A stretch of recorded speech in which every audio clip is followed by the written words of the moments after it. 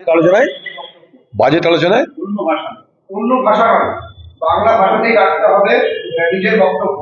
বাংলার অস্মিতার সার দিতে দুই জাতি শাসক দলের পুরসভার বাজেট অধিবেশনে বাঙালি অস্মিতার বার্তা তৃণমূলের বাংলা ভাষাকে হাতিয়ার করে ভোট পরিচালনা করার চেষ্টা করেন। কোথায় দিল্লিতে করে বাংলা ভাষায়? বাজেট আলোচনায় অন্য ভাষা না, দিল্লিতে বক্তব্য রাখবে বাংলা ভাষা, সেটা নাকি বিধানসভায় না কেন্দ্র বিধানসভায়? তো বিধানসভার ইংরেজিতে কে কখন বক্তব্য রাখে আমাদের জানা, হয়তো মমতা ব্যানার্জি বিধানসভায় ইংরেজিতে বক্তব্য রাখে, আমাদের জানা শোনা হয়নি। সেই দুর্ভাগ্য এখনো হয়নি যে মমতা ব্যানার্জি ইংরেজিতে বক্তব্য রাখে বিধানসভায়। বিধানসভায় সব বাংলাতেই তো কথা বলে, এটাই আমরা জানি। দিদি হয়তো বলতে পারে ইংরেজিতে কথা, আমি শুনিনি কোনোদিন দিদির ভাষণ। বিধানসভায় দিদির ভাষণ আমি জীবনে শুনিনি। সুপ্রিম কোর্টে গিয়েছিল, সেটা শুনলাম। বিধানসভায় কোন ভাষা কথা বলে দিদি আমি জানি না, সম্ভবত বাংলা ভাষাতে কথা বলেন তিনি। স্বাভাবিক, তো বাংলা পশ্চিমবঙ্গের নামক রাজ্য, এখানে তো বাংলা ভাষাতে কথা বলবোই। তার মধ্যে যদি কোনো হিন্দি ভাষী হয় তারা হিন্দিতে কথা বলবে, তাদের মাতৃভাষা সেটা, হিন্দিতে কথা বলতেই পারে। এটা ভাষা চাপিয়ে দেওয়ার কোনো মানে তো হয় না, এটা তো ভাষা সন্ত্রাসের কথা বলা হচ্ছে। কেউ যদি ইংরেজিতে বলে অসুবিধা কি আছে?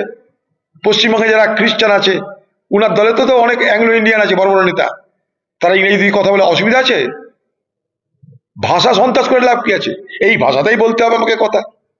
এটা আরেক ধরনের সংকীর্ণতার রাজনীতি বলে আমি মনে করি। যে যাতে স্বচ্ছন্দ সে সেই ভাষাতে কথা বলবে। কেউ সাঁওতালি ভাষায় কথা বলতে পারে, তার জন্য ট্রান্সলেটর থাকবে। অলচিকি ভাষা তো আমাদেরই ভাষা। ভারতবর্ষের যে কটা ভাষা আছে, 22টা ভাষাতে যে কেউ কথা বলতে পারে। শুধু বাংলা ভাষা কেন কথা বলবে? এই পশ্চিমবঙ্গে শুধু কি বাঙালিরাই বাস করে, অবাঙালিরা বাস করে না?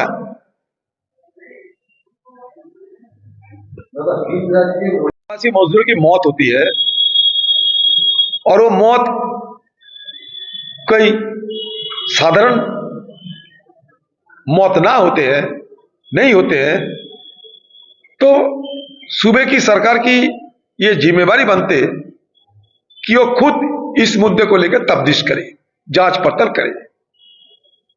और इसके लिए फौरन बंगाल से पुलिस बलों को, पुलिस अधिकारियों को मौके का जायजा लेने के लिए भेजा जाए। और मैं ये चाहूंगा कि बंगाल के जो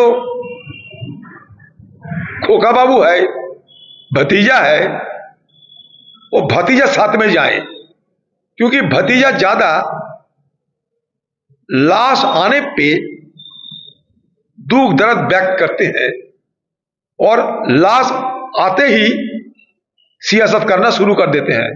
तो इसके लिए मैं चाहूंगा, अगर सही महीनों में आम लोगों को लिए, आम लोगों की मौत के लिए कोई दर्द रहे, कोई दुख रहे, और इसकी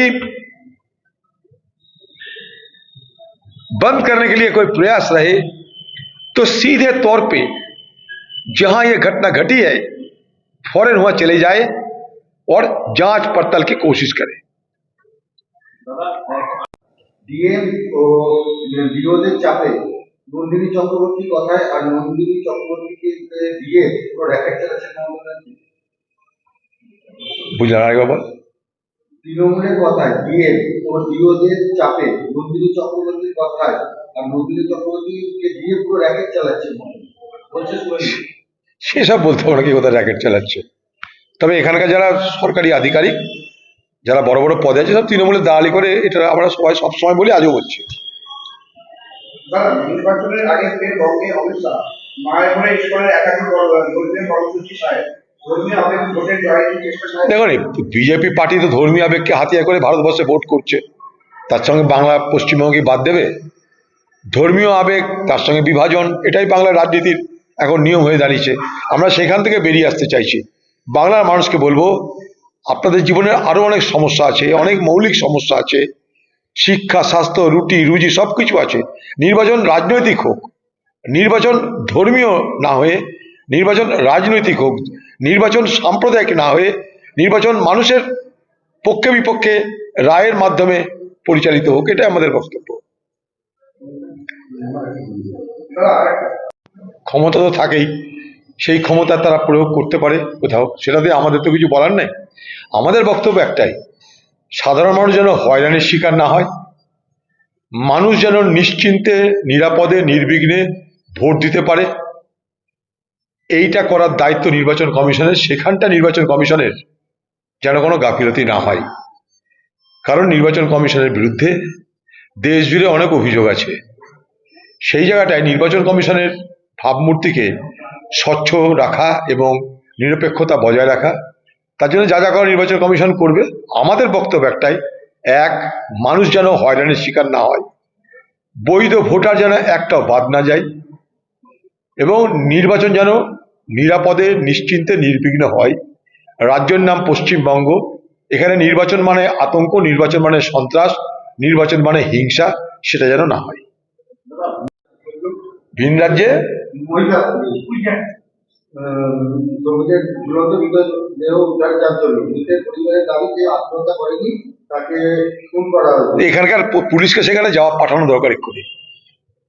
পরিবারের বক্তব্য যার যদি সত্যি হয়, তাহলে এখানকার পুলিশের এই মুহূর্তে যাওয়া উচিত।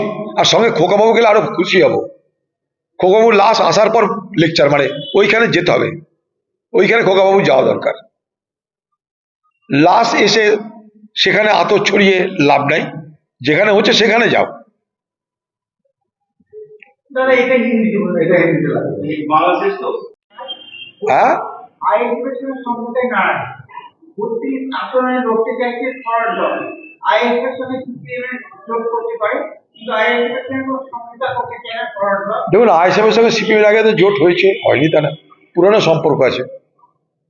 আইএসএফের সঙ্গে সিপিএম জোটটা অস্বাভাবিক তো নয়।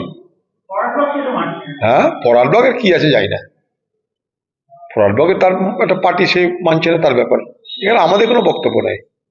দাদা, তৃণমূলের কথায় দেখুন, আমি তো ওই পার্টির ভেতরে খবর যাই না, ওরা ভালো বলতে পারবে যে তাদের সংগঠন কি হয়েছে না হয়েছে। ফলে কে ভাবছে, কতটা ভাবছে, এটা যারা ভাবছে তাদের বলার ব্যাপার। এটা আমরা মুর্শিদাবাদ জেলায় আমাদের মতো করে চলছি, দেখতেই পাচ্ছেন। এদের সঙ্গে নিম এসপি, হ্যাঁ? বিরোধীর সঙ্গে নিম এসপি আর মিলতে পারে, প্রত্যেকটা পার্টি নিজের নিজের ভাবনা আছে।